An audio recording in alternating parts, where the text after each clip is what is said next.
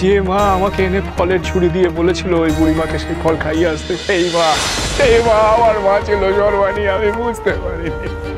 এই তুমি কি বলছো রামপ্রসাদ? হ্যাঁ, কি বলছো? আমি যা বলছি তা ঠিকই বলছি ভজনা। নাহলে কার এত বড় সাহস হবে?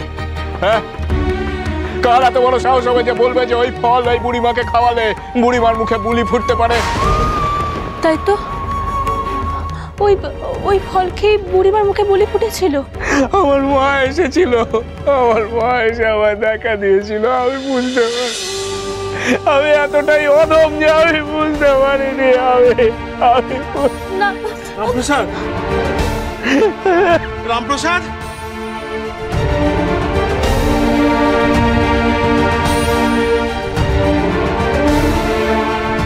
এ তো ভারী অবাক কাণ্ড ঘটালেন এই সাধক।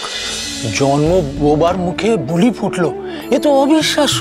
অবিশ্বাস্য তো বটেই, কিন্তু অবিশ্বাস করি বা কি করি? আমরা তো নিজে চোখে দেখলাম বুড়িমা কথা বলছে।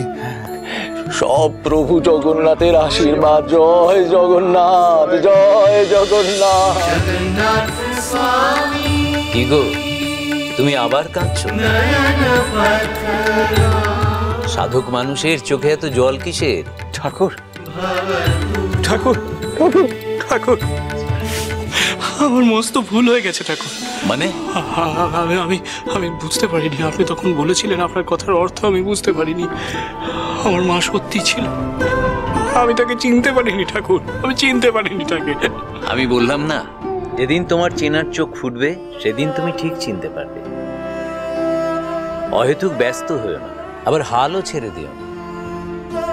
দেখো, এখানে শুধু মা কেন, জগন্নাথ দেবেরও দর্শন পেয়েছ, কিন্তু তুমি তাকে চিনতে পারো না। তোমাকে আত্মসম্বরণ করতে হবে, শান্ত হও, চোখের জল মোছো, এত বিচলিত হয়েও না।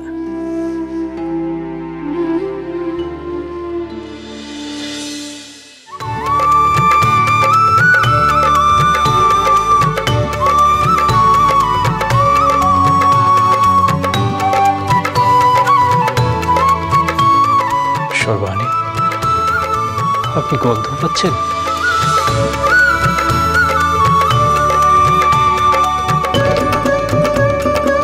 হ্যাঁ, তাই তো, কেমন চন্দনের গন্ধে মমা করছে চারপাশ। এই যে সেই গন্ধ, ওই দ্বৈতপতি এখান থেকে চলে যাওয়ার পরেই চারিদিকে এমন চন্দনের সুবাস কেন হলো সর্বাণী? কে উনি? কে উনি? শ্রীনিবাস মশাই, আপনি কি ওনাকে চেনেন? না তো, এর আগে কোনোদিন দেখিনি। মনে হয় হরি ভক্ত, কিন্তু আমি তাকে চিনি না। আমি তো মন্দিরের দিকে গেলে। শিগগিরই একবার আসুন তো দেখি, আসুন একবার। রামপ্রসাদ সোম থেকে রবি প্রতিদিন বিকেল 5:30টায় স্টার জলসায় ও ডিজনি প্লাস হটস্টারে।